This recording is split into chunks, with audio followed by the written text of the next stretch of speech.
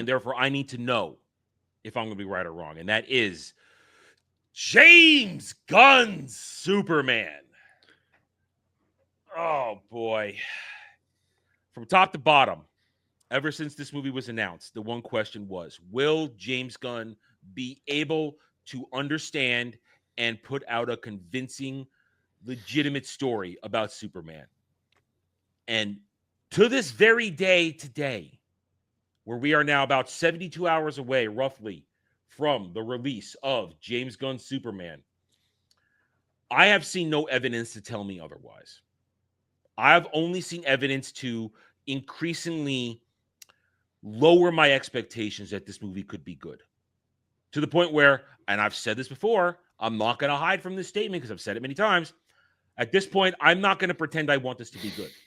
Do I want good Superman? Of course I do. But I don't think James Gunn can give it to us. I don't think James Gunn involved any way can give us your Superman because he doesn't understand the character. He doesn't understand how Superman should be and behave. And every single clip, every single interview, every single little bit of information we've had about this has told us that. So before I jump into the latest stuff that happened this week, literally today, Jed, outside of, I think we all agree it's going to have a successful opening weekend comparatively. It's going to launch comparatively well, $200 million worldwide. It's going to have that. Yeah, it's going to come well below Jurassic Parks or Jurassic Worlds. The predictions right now are 130 to 150 domestically. And I think it's going to come below that, but that's still not an unrealistic prediction at this point, I think. It might be a little above just because normal people still see Superman go like, oh, Superman. Oh, Superman. The normie factor is big, and there has been the conversation surrounding this that we the nerds, we the geeks, the nerds, the fans, the hardcore people who understand this stuff, we're the ones who have been leaning too much into and perhaps reading too much into stuff, and that overall the normies have generally been accepting of what they've seen, which I do think might be a factor to counter that, though. Again, I went to go see Deadpool last year, and Captain America trailer played, and somebody thought that was Hawkeye. I mean, it is. No, it's I hang on, brain. But hey, I need a restart. Hang on. That Dermy comment broke us both because I heard Falcon too. No, I heard Hawkeye. You heard Hawkeye, but it's like there's 3 all wrongs right there. I heard Hawkeye. Point is, there is the factor whether or not normies are going to get into this or not. Now, that is the big factor. Normies are what make or break something. That's the truest thing in the world. And normies are not stupid. Normies are not dumb. They just want to be given something very easily on a plate they can digest and then walk away from satisfied and maybe go back and see it again. That's all, because normies run the world. Normies make the world move. The normies deserve to have something easily presented where they can understand it and then move on. They don't want to think too hard because they have to go back and do their normie shit the next day. We got an accidental review release the other day. One of what's going to be many, but it is all we have to go on. The Daily Beast dropped it, and we're not going to go into heavy detail because I don't want to do possible spoilers now, although some of it does lean into what we kind of knew what was going to happen. And what we have here, though, is a review that basically says everything wrong with this movie that we have been saying is wrong with this movie. All the way down the list of it has the bloated cast, which leads to no real connections between any of the characters, both emotionally or realistically, a narrative story that's all over the place, and a bad attempt at a comic book feel. I will just give pressure here, not to defend the Daily Beast or anything. This is actually a criticism of the Daily Beast. Oh, it's the Daily Beast. Bastion of crap. Yeah, it's the Bastion of crap. So, like, I'm not defending the movie here because I still don't know, but it's from the Daily Beast. I don't I know. Yeah, it's not a legitimate source, but if it's pointing out the same things that we saw predictions, our reactions to these things might be different. But I see it as more confirming that the issues presented in the trailer, those events and those things are present in the film. However they're portrayed, however you feel about them might be different than the Daily Beast. But it is an insider view of, yes, the stuff shown in the trailer is accurate to the content of the film, and that's a value, I think, because we did hear, I think it was David Cornswallow who said that in all the trailers we've just seen the beginning of the film, we've just seen the tip, is how he said it, and I don't so wanna see the tip. Just the tip. that sounds like another James Gunnian lie just through Cornswallow's mouth. There's no way we have just seen the beginning, because there is also a clip of the final fight. There's seen like the putting final on the fight go booties. It down. was the first piece of imagery we saw of him putting on the boots while giant space eyeballs shooting up the city. Unless they're trying to argue that whole interview that he does with Lois Lane is at the beginning, and we're just being retold. It's 10 to 15 minutes long. And well, I thought they cut that. Because I think they decided to cut a bunch of that because it was too long. Point is, again, you guys are absolutely correct. Daily Beast, not reliable.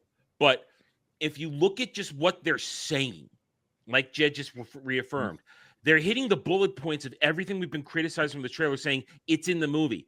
And without their opinions on it, just the knowledge of you can't, here's the thing. Daily Beast may be shit, and whatever their opinions are may be shit, but they're reporting on the literal content of the movie. That's undeniable. That is the content that we've been criticizing. Therefore, I feel like my prediction of this thing being a gigantic bomb is going to happen.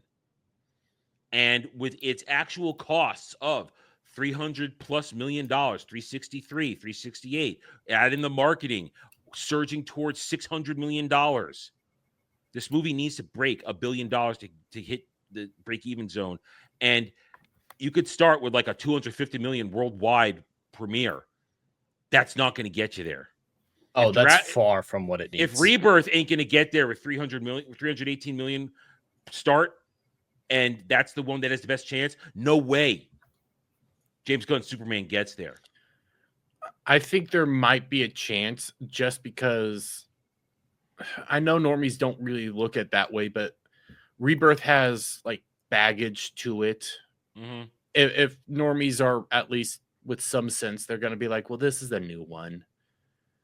That we've talked about that Superman, the one advantage Superman has against Rebirth and Baby Steps is that it doesn't carry the baggage of the MCU and stuff like that. Doesn't have baggage and doesn't require homework, which is a big thing for normies these days. That's why one of the reasons why the MCU is so hard for people these days, normies, because it requires so much goddamn homework. Even for me, it seems unbearable, the amount of stuff you have to watch, especially with the TV shows. Regardless of the quality, the homework is a debilitating factor. This one, as long as normies understand that it's a reboot, because sometimes the differences between franchises is confusing to people who aren't in the sphere. As long as they understand that will help, versus Rebirth, where you assume you have to watch 6 other movies. Which is why I've said the opening weekend will probably look very good. But once word of mouth begins on this movie, and if it is a narrative disaster, if the D-list Justice Leaguers are terrible and annoying, if the story makes no sense, if Crypto is obnoxious, if nobody feels like Superman and Lois have a relationship, which is one of the criticisms of this from this review, that there's like no relationship there. They just talk at each other and move on to another scene. If all these things come to pass and people aren't satisfied that they got a real Superman experience, that is going to sink this movie faster than the Titanic. It's going to crash and burn because James Gunn refuses to have it be truth, justice, and the American way. He refused to do stuff. To this very moment right here, he is a liar. We know for a fact that they have kept out truth, justice, the American way, yet he says right here in a quote from a latest interview that came out today, multiple sources on this, we're going Variety for it. James Gunn says Superman encompasses the story of America and is about a man searching for a better life away from his original home.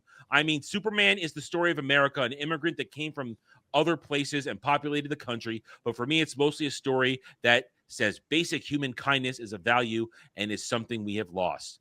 This just looks like him taking advantage of the current political climate. Yes. That's all that looks like. And this comes after he has mentioned that America is something he's thought about in the film. Do we believe him? No. But when the first trailer came out, he talked about how seeing Superman broken, beaten, and bloody at the beginning of that first trailer was a metaphor for how America is right now and how that we're not the shining beacon of hope that we should be.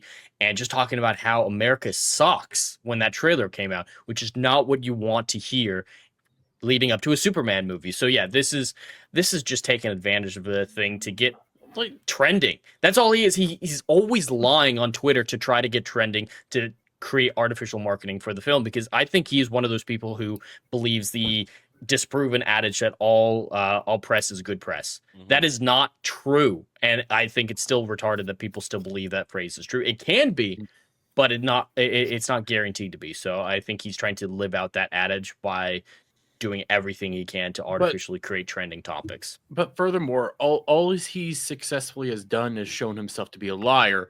And if you are just doing the lies and you constantly go out there and say like, hey, this is going to be in the movie, and it doesn't show up in the movie, you're hurting yourself at the end of the day. You're not helping the movie. You're hurting the movie, because then people are going to be like, you lied to us. Why the fuck will we ever come back? Because you lied straight to my face. Yeah.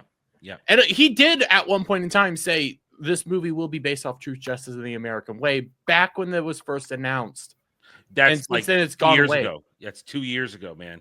God, that was 2 years ago. Jeez. Now, it was 2 years ago it was announced, and then when it went into production, a year and a half, and we've been waiting, and here we are to the very point where now James Gunn, I think he senses that this is about to receive a very rude awakening. Honestly speaking, I have not changed how I felt about this. It's going to have a likely solid opening weekend of between 250 worldwide, global.